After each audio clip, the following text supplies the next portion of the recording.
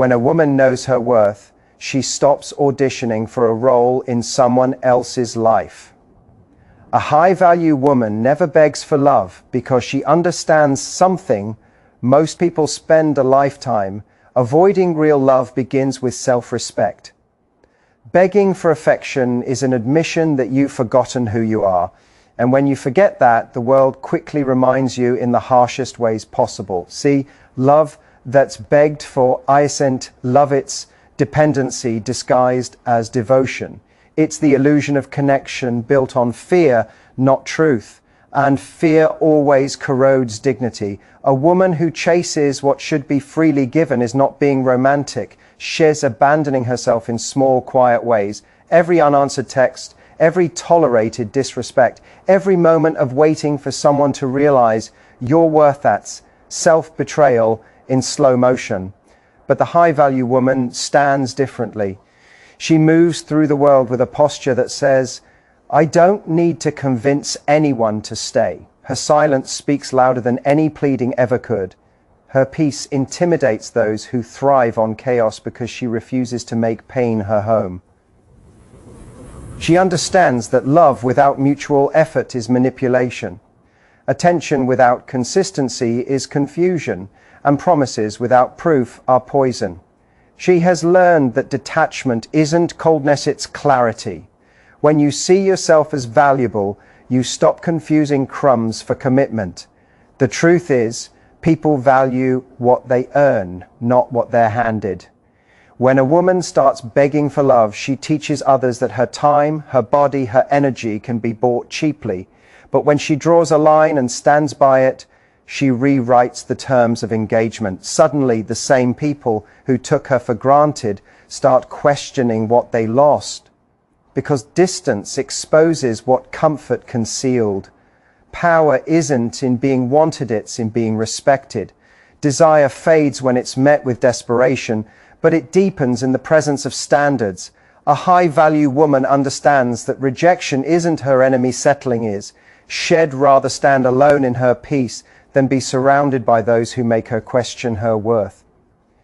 And here's the hard truth: when you stop begging for love, you start attracting people who are capable of giving it, because your energy shifts.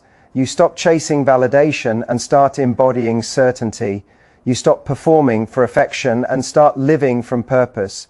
That shift is magnetic. It's not arrogance, it's alignment. Love that's meant for you will never require you to shrink. It won't punish your silence or test your loyalty through pain. It will meet you where you are because it respects how far you've come. So stop trying to be chosen. Choose yourself. Stop explaining your value. Embody it. Stop chasing what runs and watch what stands still when you stop moving. A high-value woman doesn't beg. She simply becomes the kind of person love has to rise to meet. Because when you understand your worth, you stop looking for love to complete you and start realizing that love is drawn to completion. No. Emptiness. Before anyone can value you, you must understand the weight of your own existence. You can't build a meaningful connection on a foundation that doubts its own worth. When you enter a relationship without a clear sense of who you are, you become susceptible to manipulation, dependency, and emotional chaos. The world senses uncertainty, it smells insecurity before it sees beauty. That's why the first relationship you must master is the one you have with yourself. Self-worth isn't arrogance. It's not walking into a room thinking you're better than others. It's walking in knowing you don't have to prove yourself to anyone. It's that quiet, grounded energy that says, I am enough, whether you approve or not. People who operate from this place don't beg, chase, or over-explain. They don't try to earn love by sacrificing peace. They know that genuine affection is never a transaction, it's recognition. Most people lose themselves because they start seeking love as a cure for emptiness. But love can't fix what self-neglect created. You can't pour self-hatred into someone's hands and expect them to mold it into confidence. They can't love you enough to make you feel whole if you've never chosen yourself in the first place. That's why every healthy relationship begins with internal order. You must know what you stand for, what you'll never allow, and what kind of energy you bring into someone's life. When you understand your worth, your boundaries change. You stop negotiating with disrespect. You stop mistaking attention for effort. You stop thinking silence means peace when, deep down, it's suppression. Self-worth teaches you to discern between love that builds and love that drains. You stop trying to fix people who keep breaking you because you realize healing isn't your job, it's your standard. And here's the paradox: when you stop seeking validation, you become magnetic. People are drawn to those who don't need them because confidence isn't loud, it's consistent. It doesn't chase, it attracts. It doesn't explain, it simply is. A person rooted in self-worth walks away not because they don't care, but because they refuse to be diminished. Relationships built without self-worth collapse under the weight of dependency. One person becomes the mirror for the other's insecurity. Every argument becomes a plea for recognition. Every silence feels like punishment. That's not intimacy, that's emotional debt. You're trying to collect from someone who never agreed to pay. But when you build from a place of worth, love becomes partnership, not survival. You don't cling, you choose. You don't manipulate, you communicate. You don't fear loss because your identity isn't tied to who stays. You realize that losing someone who couldn't see your value isn't rejection, it's redirection. And this principle doesn't only apply to romance. It governs friendships, family, even your professional life. People will treat you according to the tone you set. If you constantly apologize for existing, they'll believe you owe them some effing. But if you move with quiet certainty, they'll adjust their behavior to match your energy.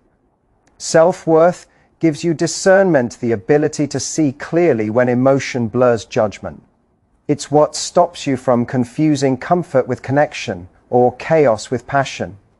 It keeps you steady when others project their insecurities onto you, because once you know your value, other people's confusion about it doesn't shake you anymore. The truth is, you can't receive healthy love if you believe you don't deserve it. The heart follows the beliefs of the mind. So if your internal dialogue says, "I am not enough," you'll attract situations that confirm it. But when that inner voice changes to, "I am already whole," you begin to attract those who meet you on equal ground. Self-worth is the gatekeeper of peace. It's the silent force that decides who gets access to your time, your emotions, and your future. And the moment you realize that not everyone deserves a seat at your table, you begin to live with power. Because the truth is simple: love without self-worth turns into dependency, but love built on it becomes destiny. When you finally see your own value, you stop asking for space in anyone's life. You start building your own world, and those meant for you will find their way into it. The moment you start running after love, you teach it to run from you. True love doesn't respond to pressure. It responds to presence. It grows in the stillness of mutual recognition, not in the chaos of pursuit. The idea that you must convince someone to love you is one of the most dangerous lies we've been taught, because the more you chase, the further you drift from your own worth. When love is chosen, it's deliberate. It's not based on convenience, loneliness, or habit. It's a conscious decision to build, not a frantic attempt to fill a void.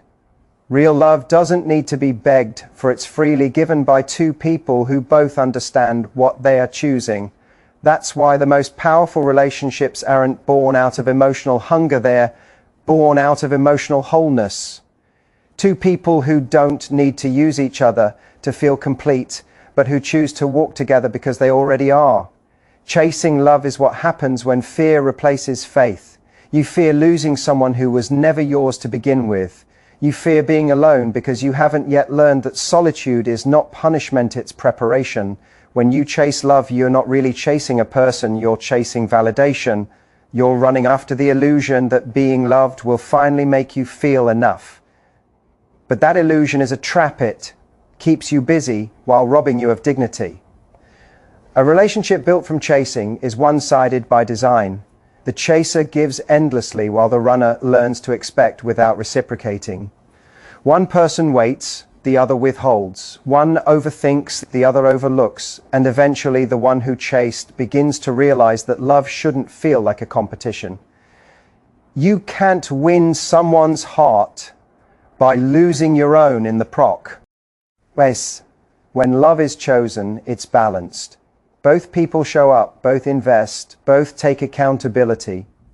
Chosen love doesn't require performance, it thrives on authenticity. You don't have to prove your worth because the right person sees it. You don't have to constantly ask for reassurance because their consistency speaks for itself. There's a quiet strength in not chasing what runs. It's not coldness, it's clarity. When you stop chasing, you make space for the kind of love that chooses you back. That's not weakness, that's emotional intelligence, because the person who truly belongs in your life will never need to be convinced to stay. They'll recognize the value of your presence without being begged to see it. We live in a culture that glorifies pursuit movies, songs, stories, all romanticize the chase.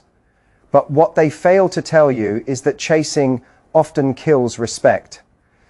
The more you pursue someone who's indifferent, the more they lose the ability to see your value clearly. Love should never have to be hunted down, it should be discovered and nurtured. If someone truly wants you, they'll make it known. They'll match your energy, they'll meet you halfway. You won't have to question, decode, or overanalyze. Uncertainty is not a sign of passion, it's a sign of imbalance. The moment you find yourself constantly justifying why you deserve to be loved, you've already stepped outside your worth. Love must be chosen because only choice gives it power. It's the difference between endurance and resentment. Chosen love endures because it's anchored in respect. Chased love crumbles because it's built on fear. When you choose someone and they choose you, it becomes partnership. When you chase someone who doesn't choose you, it becomes punishment. Understand this, the one who is meant for you won't make you question your value. They'll reinforce it. They won't test your patience to feel desired. They'll honor your effort because they recognize its rarity. When you stop chasing, you start attracting those who operate on your frequency. You shift from scarcity to abundance, from needing love to embodying it. So stop running. Stand still. Let what's truly aligned with you find its way to you. The love that's meant for you doesn't need to be chastised, it needs to be recognized. Because love, at its highest form, isn't a hunt, it's harmony. It's not pursuit, it's peace. It's not the thrill of being wanted, it's the calm of being chosen. And when you finally understand that, you'll never waste your energy chasing something that's supposed to walk beside you. True beauty isn't just about appearance or charm, it's about structure, balance, and discipline. A flower is beautiful not because it grows wildly without direction, but because it blooms within the space nature has designed for it. The same applies to people, especially in love. Boundaries aren't barriers, they're the framework that protects peace, respect, and authenticity. We've been conditioned to believe that love means endless giving, constant availability, and self-sacrifice. But love without boundaries isn't love, it's dependency wrapped in the language of care. When you give without limits, you teach others to take without conscience. You lose yourself trying to be everything for someone who never learned to value restraint. Boundaries define the difference between connection and control. Without them, relationships lose clarity. People begin to mistake access for intimacy. They believe that being close to you means they can invade, manipulate, or demand. But when you set boundaries, you teach others how to engage with your presence respectfully, consciously, and with gratitude. Think of boundaries as emotional architecture. They give your life structure and your relationship strength. When you say no with confidence, you're not being harsh, you're being honest. You're signaling that your energy isn't infinite, that your time has value, and that your love deserves reciprocity. Every no born from self-respect strengthens your yes when it's given from sincerity. And yet, So many people fear setting boundaries because they equate it with rejection. They think protecting themselves makes them unloving or selfish. But it's the opposite. Boundaries preserve your capacity to love. They ensure that your giving doesn't become depletion. They keep you from resenting the people you once cared for. The truth is, you can't maintain beauty in your soul if you're constantly letting others trample through it. Without boundaries, kindness turns to exhaustion, generosity to bitterness, and affection to self-neglect. The woman or man who never says no will eventually forget how to say yes with joy. Boundaries create mystery, and mystery sustains attraction. When someone knows that you respect yourself enough to walk away from what dishonors you, they begin to see you differently. Your energy becomes valuable, not available. Your silence becomes powerful, not passive. Boundaries make your presence a privilege, not an entitlement. In a world obsessed with pleasing, boundaries are rebellion. They say, I will not lose myself to keep your comfort intact. That's not cruelty, it's clarity, because every time you compromise what's sacred just to be liked or accepted, you teach the world that your peace is negotiable. And once you do that, you start disappearing piece by piece. The most magnetic people are those who stand firm in their boundaries. They're not cold, they're controlled. They don't chase validation, they attract respect.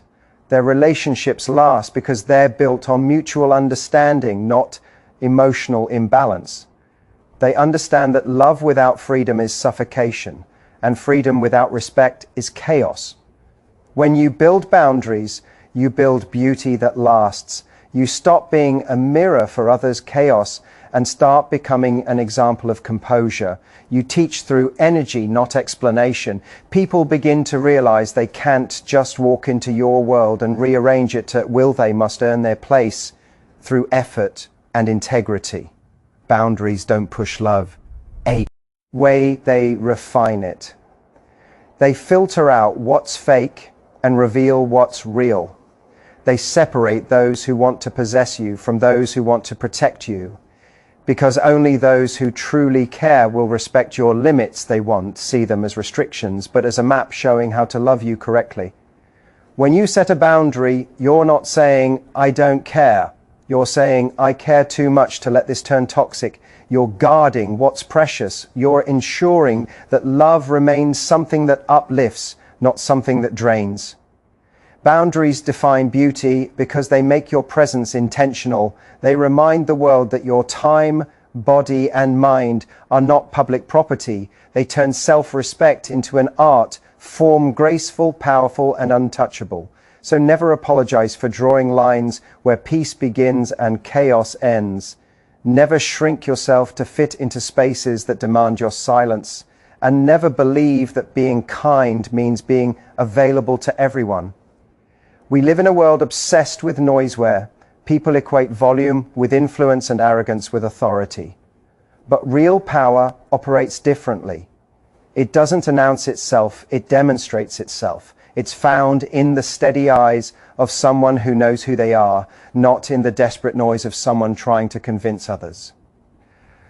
Quiet confidence is the kind of power that unsettles the insecure because it cannot be manipulated and it cannot be provoked. Quiet confidence is not about ego, it's about presence. It's the calm assurance that no matter what happens, you will remain composed, grounded, and self-directed. It's the realization that your validation doesn't depend on anyone's approval. You don't need to be seen to be significant. You don't need applause to know your worth. That kind of stability can't be faked. It's earned through solitude, self-awareness, and discipline. Powerful people are rarely loud because they don't need the world's permission to exist. They've already done the work internally. They've wrestled with their insecurities, faced their fears, and confronted their weaknesses. So when they speak, people listen not because their voice is the loudest, but because it carries weight. Quiet confidence is control over your emotions, reactions, and energy. It's the discipline to walk away when chaos calls your name. It's the strength to respond with grace when provoked, to choose stillness when others crave attention.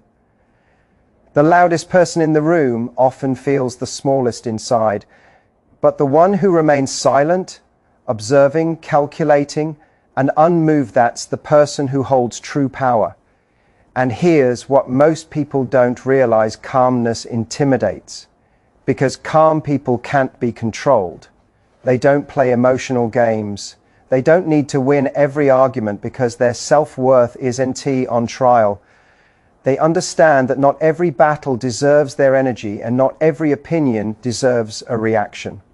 They choose peace, not because they're weak, but because they refuse to be dragged down by noise. Quiet confidence is born from a line. Meant. When your actions match your values and your words match your intentions, you no longer have to overcompensate. You no longer need to project strength, you become it. It's not about having all the answers, it's about being anchored enough to handle uncertainty. Powerful people don't chase recognition, they attract it naturally. Their consistency speaks louder than their self-promotion. Their results echo in rooms they've never entered. That's the beauty of quiet power. It moves unseen, yet its impact is undeniable. In relationships, quiet confidence transforms the dynamic. You stop over-explaining yourself, you stop proving your worth, you stop participating in emotional tug-of-wars. You understand that love, respect, and loyalty are choices, not obligations.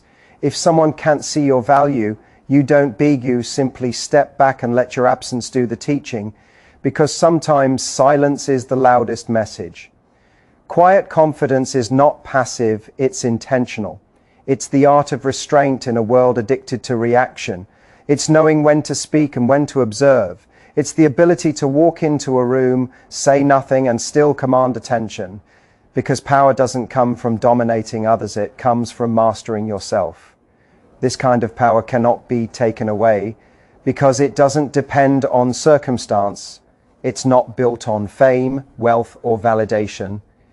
It's built on character, on the quiet knowledge that you can handle whatever comes your way without losing yourself in the process.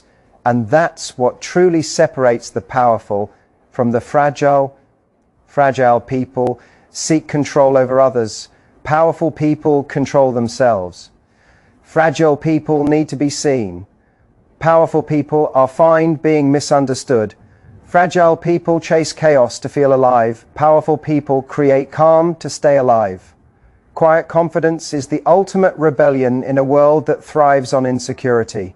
It says, I don't need to prove my worth because I know it. It's dignity in motion, discipline under pressure, and self-trust in the face of uncertainty. So walk in silence.